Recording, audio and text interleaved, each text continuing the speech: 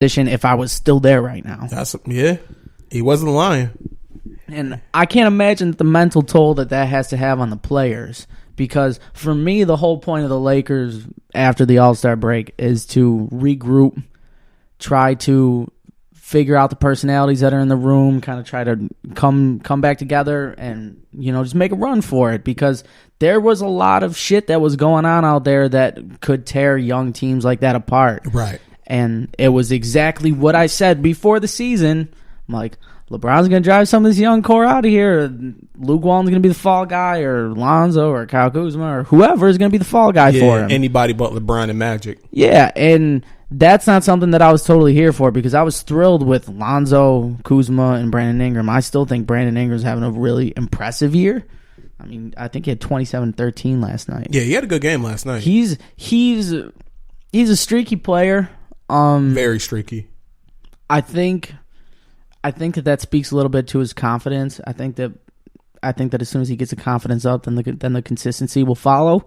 But I saw a tweet, and it was like, oh, just look at all these other players in their third year. It was like Kawhi and, players like him, and their numbers were like, 8 points, Giannis, 9 points. And then you got Brandon Ingram, who's averaging like 16 and 3. So I think that there's still a lot of potential with all of them. But yeah, back to the East. That's the thing too. Real quick to stay there.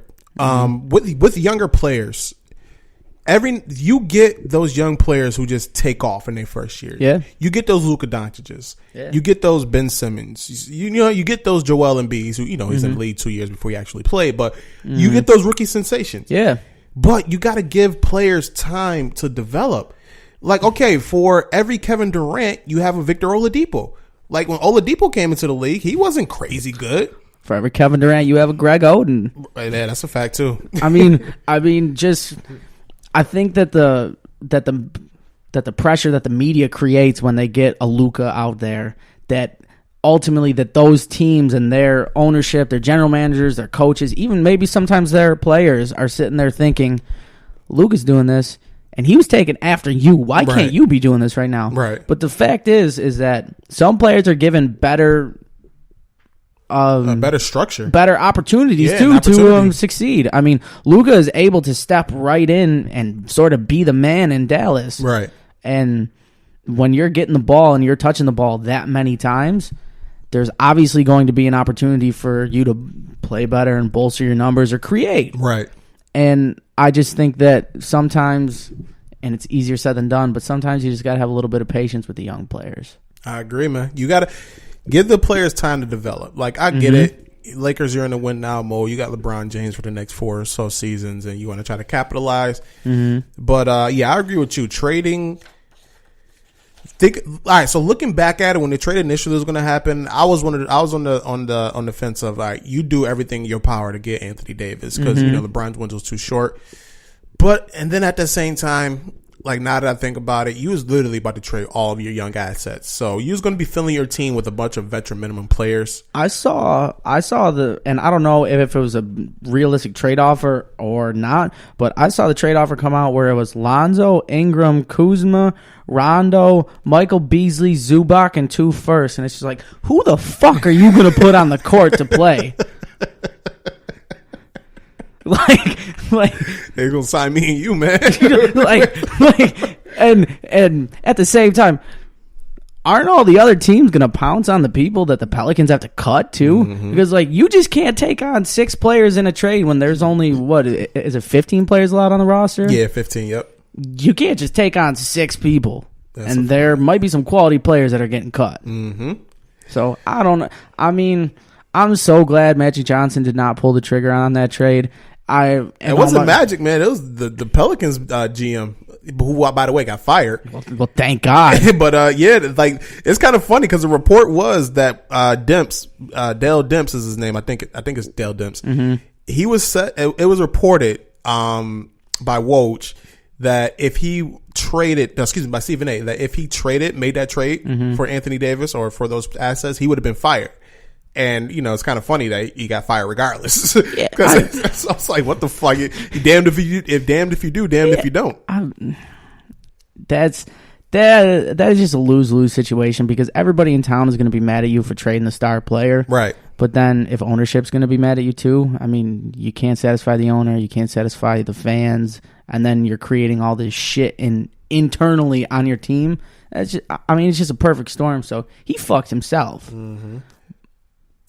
Shout out to D'Angelo Russell too. I know we just talking about him, but this mode went from a Lakers cast-off to an all-star. If I was D'Angelo Russell, I would DM Iggy Azalea right now. I would just say, "What's up?" Power move. That's a good one. Sorry, people, I'm stupid. Nah, but I respect it. But yeah, as far as the standings go for both the East and the West is pretty much going to be changing. But I can see the Thunder getting that 2 seed. I can see the Blazers finishing like with the 6 seed. The Rockets, I think, are going to be better. So it's going to be interesting to watch in the West. But in the East, the top 5 seeds are pretty much going to stay the same. You might see a little bit of switch between the Celtics and Sixers and Pacers, but the top 2 teams I think are going to remain. I got a question for you. Shoot. MVP. Ooh, okay. Yeah, why not? So MVP for me is Giannis. Okay. James Harden. I know right now people are saying like the race is between James Harden, Giannis Antetokounmpo, and Paul George. Who I think Paul George should be getting more consideration. I got Paul George so far in February. He's averaging 38, 7, and 5. Mm-hmm. The fuck? How is that going unnoticed? Because James Harden, man. Yeah. James Harden, he playing in the same conference, and what he's doing, he got the 30-point streak up to 32 consecutive games now, second all time. So what James Harden has been doing is crazy. And it started, in middle of December, and he's had it going since now. And it looks like I don't see it. I mean, I think eventually that 30-point streak is going to get stopped. And then, his usage rate is so crazy, though. So who knows?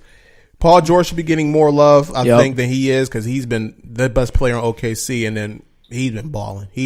I've seen him kill teams. He took my team out when we played him with that fucking dagger 3. I think for me, my top 3 is. I don't even have James Harden in my top 3. Really?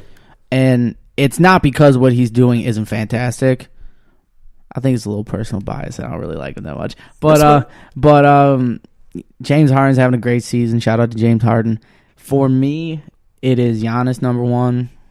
I got Paul George in at 2A.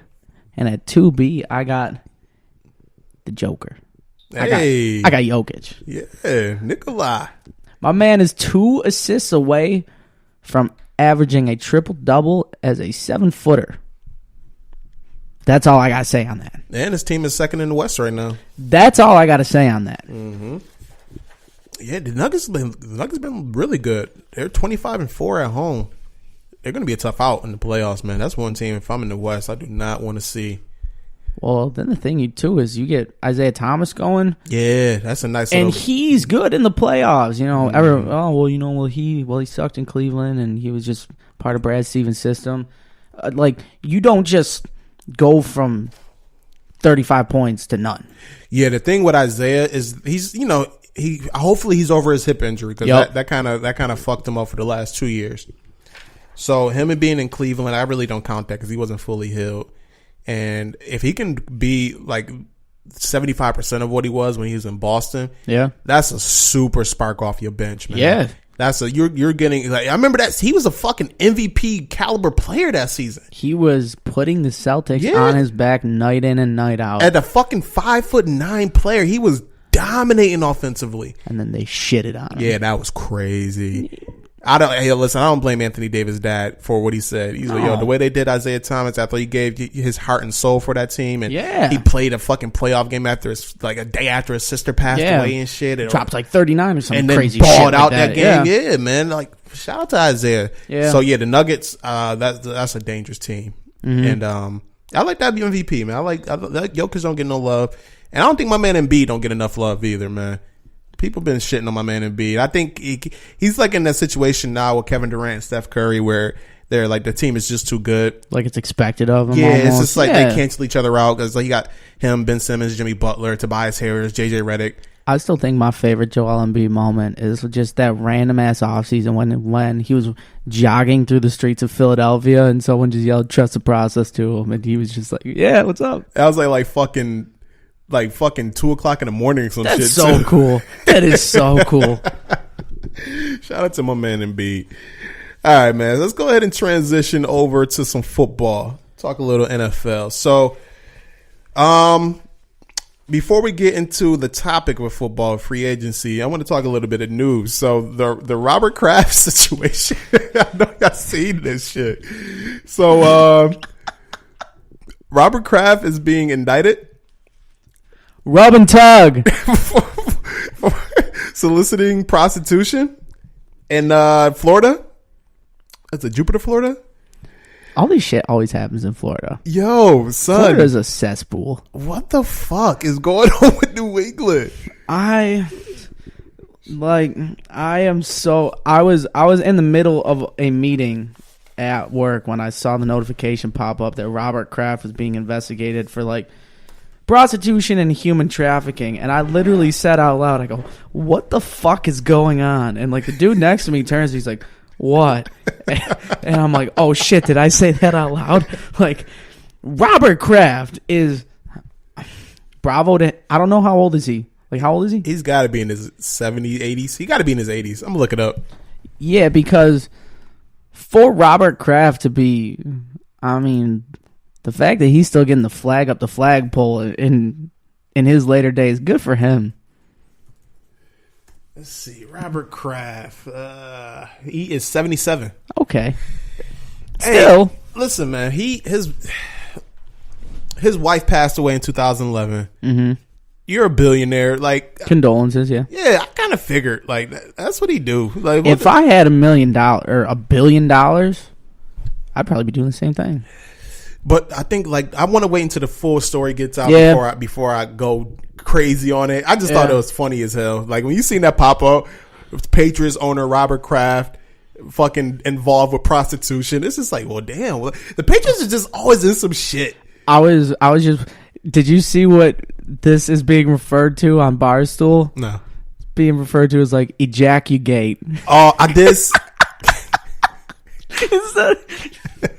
And then like, oh, you could make the argument, oh, Robert Kraft is still deflating balls. Boom.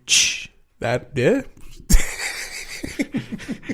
I'm sorry, I had to. Hey man, fuck you, Patriots fans. I'm just hoping that they're saying that this might be like part of like he might be part of like a ring, yeah, of fucking like sex trafficking and all joking aside, I've had people that like, I have a buddy who's studying abroad right now. His name's Tyler. Shout out to Tyler. And like that shit's very real overseas. Like they had to take like an education course when they were getting ready to study abroad, and like you need to be wary of all of these factors. And so, all jokes aside, that's a very serious accusation. So I personally won't put any stock into it until the facts come out. Yeah, but I'm gonna let it play. I'm gonna get these jokes off. Don't get me wrong. I'm gonna get these jokes off. But everything's getting off. Oh man,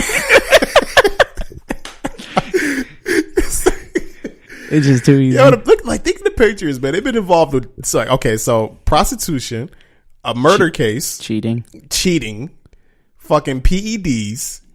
Like what else can they do? Win a 7th Super Bowl. Yeah. God, I hate them. That shit is crazy. No, and for me, this whole story started to develop when Robert Kraft kissed Tom Brady on the lips after the Super Bowl. Yeah. He's a weird man after he's doing that. I mean, Tom Brady is a weird dude. Remember Tom Brady's a weird dude. When he kissed his son? Do I remember when he kissed his son? I almost put that on a fucking t-shirt to wear to a Bills game. Right. Fucking weirdo. That was like, I mean, don't get me wrong. Show your kids some love, but there's a certain. Yeah, but the first one was a peck, and then the second one was like I'm gonna hold this for you, Dad. Yeah, right. Like Yeah. I mean, no, that's I can't. Quick off topic. Have you seen Netflix documentary? What's it called? It's about Abducted in Plain Sight. No, I didn't. Watch it. No spoilers, but you're going to sit there and you're going to say, this is the most fucked up family in the world. I got to watch it. You have to watch it. It's on Netflix? It's on Netflix.